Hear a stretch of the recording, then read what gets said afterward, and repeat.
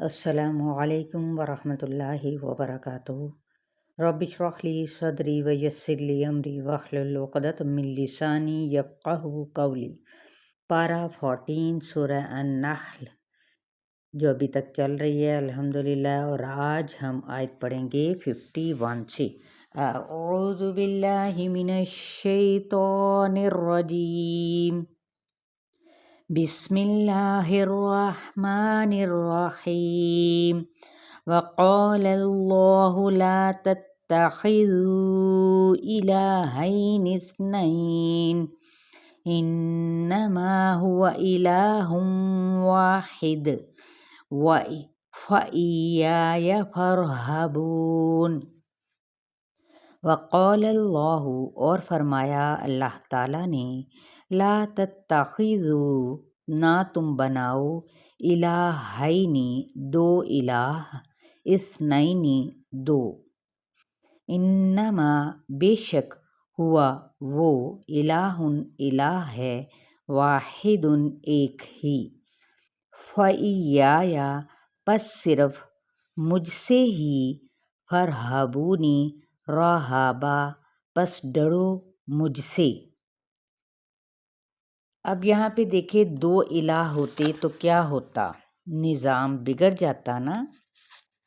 بالکل ایسے ہی کہ ایک نیام میں دو تلواریں، ایک کشتی کے دو ملاح، کسی مملکت کے دو حکمران ہو ہی نہیں سکتے، کیونکہ اس طرح سے زمین اور آسمان کا نظام بگڑ جائے۔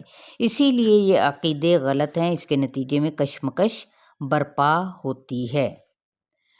کیونکہ دیکھیں جس طرح سے سجدہ ہے تو سجدے کی بھی کیا حکمت دی گئی ہے، سجدہ تلاوت کی، تو یہ سجدہ تلاوت یعنی کیوں نہ کروں اگر اللہ کے آگے سب فرشتے، درخت، سب کچھ جھک رہے ہیں، لیکن اس میں پھر بھی سجدہ تلاوت میں رخصت ہے۔ اور سجدہ کیا ہے، کس چیز کا علاج ہے؟ رنج و غم کا۔ اسی طرح نماز محض سجدے کا نام نہیں بلکہ عام زندگی میں بھی اطاعت سکھاتی ہے۔ اور اگر اسی طرح دو الہ ہوتے تو کائنات کا نظام بگڑ جاتا ہے۔ ایران میں مجوسی مذہب ایسا ہے جس میں دو خداؤں کا عقیدہ ہے۔ اپنے آپ کو سیدنا نوح علیہ السلام کا پیروکار بتاتے ہیں۔ ان کے عقیدے کے مطابق ایک خدا خیر کا اور دوسرا کیا ہے، نور کا، جسے وہ یزدا کہتے۔ دوسرے نمبر پہ کیا ہے، بدی اور تاریکی کا، جسے وہ ارحمن کہتے۔ الہامی کتابوں کے نام زن اور اوسطا بتاتے۔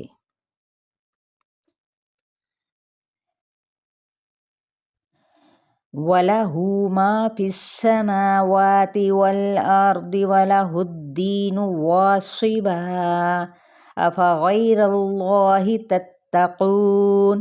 وَلَهُ، اور اسی کے لیے ہے، ما، جو کچھ، فی السماوات، آسمانوں میں ہے، والارض، اور زمین میں، وَلَهُ الدِّينُ، اور اسی کے لیے ہے اطاعت۔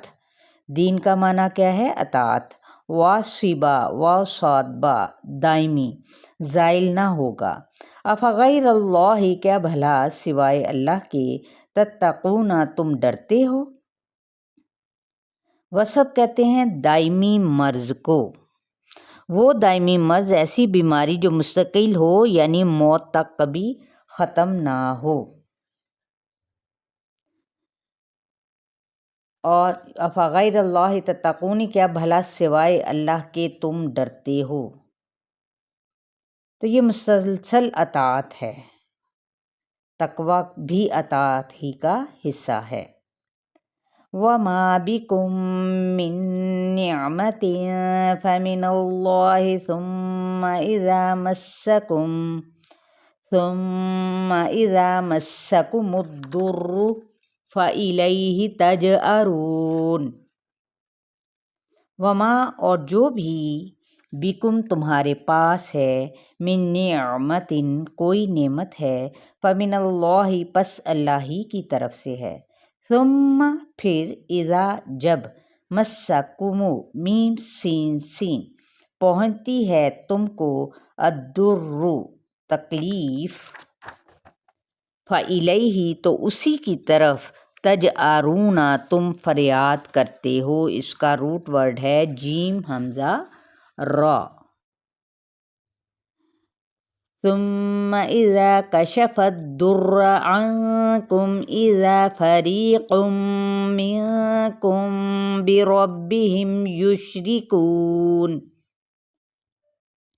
ثم پھر، اذا جب، کشفا وہ ہٹا دیتا ہے، الضر تکلیف کو، عنکم تم سے، اذا یکایک، فریقن ایک گروہ، منکم تم میں سے، بربہم اپنے رب کے ساتھ، یشرکون شرک کرنے لگتا ہے۔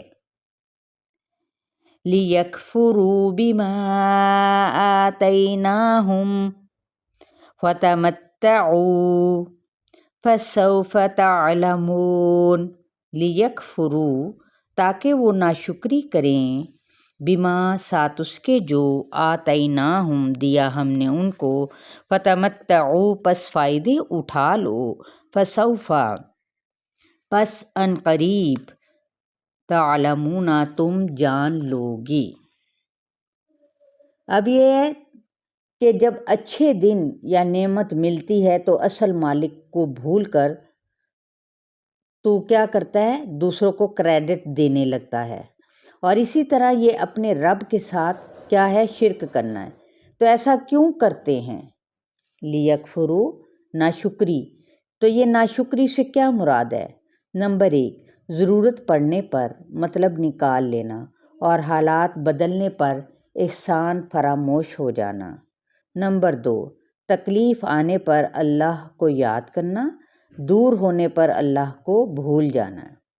نمبر 3، ضرورت کے وقت اللہ کے آگے ہاتھ پھیلانا، گن گانا، لیکن پوری ہو جائے تو دوسروں کو کریڈٹ دینا۔ تو یہ کیا ہے دراصل؟ ناشکری۔ وَيَجْعَلُونَ لِمَا لَا يَعْلَمُونَ نَصِيبًا مِّمَّا رَزَقْنَاهُمْ تَاللَّهِ لَتُسْأَلُنَّ عَمَّا كُنتُمْ تَفْتَرُونَ۔ وَيَجْعَلُونَ اور وہ مقرر کرتے ہیں یعنی بناتے ہیں، لما واسطے اس کے، جو لا نہیں، یعلمون وہ جانتے، نصیباً ایک حصہ، مما اس میں سے، جو رزقناہم جو رزق دیا ہم نے ان کو، تاللہ اللہ کی قسم، لتسألن البتہ تم ضرور سوال کیے جاؤ گے، عما اس کے بارے میں، جو تم تھے تم تفترون تم جھوٹ گھڑتے۔ اب یہاں تک کیا ہے کہ کن کے لیے حصہ مقرر ہے؟ جھوٹے معبود کی طرف۔ جھوٹے معبود خواہ وہ پتھر کے ہوں یا انسانوں کی شکل میں، جو لوگ پتھروں میں نفع نقصان سمجھتے ہیں، خواہ وہ مزار کا پتھر ہو یا حجر اسود یا انگوٹھی کا کوئی نگینہ۔ حالانکہ حضرت عمر رضی اللہ تعالیٰ عنہ نے حجر اسود کے سامنے کھڑے ہو کر کیا کہا تھا کہ اے پتھر، تو بس پتھر ہی ہے، نہ تو نفع دیتا ہے اور نہ نقصان، اس لیے میں تجھ سے کچھ مانگنے نہیں آیا۔ لیکن آج بھی مسلمان ایک پتھر پر ہاتھ رگڑ رہے ہیں، مقدس جان کر دعا مانگتے وقت یہ سمجھتے ہیں کہ برکت آ جائے گی یا مشکل آسان ہو جائے گی۔ یہ سب کیوں؟ اللہ تعالیٰ فرماتے ہیں ایسی جگہ پر زندہ یا ایسی جگہوں پر نظر و نیاز کرنا، چڑھاوے چڑھانا، یہ کیا ہے؟ شرک ہے۔ اور اگر پتھروں کی حقیقت کا آپ کو پتہ چل جائے تو یہ پتھروں کے لیے دیگ ہی کیوں چڑھائیں؟ اور اگر یہ پتھروں کے لیے نہیں کرتے تو پھر یہ قبروں کے اندر انسان مجھے فائدے دیں گے یا پھر کوئی میری شفاعت کرائے گا؟ کیوں؟ اس لیے کسی نیک سے نیک انسان کو بھی اللہ نے اتھارٹی نہیں دی کہ وہ جنتی ہے۔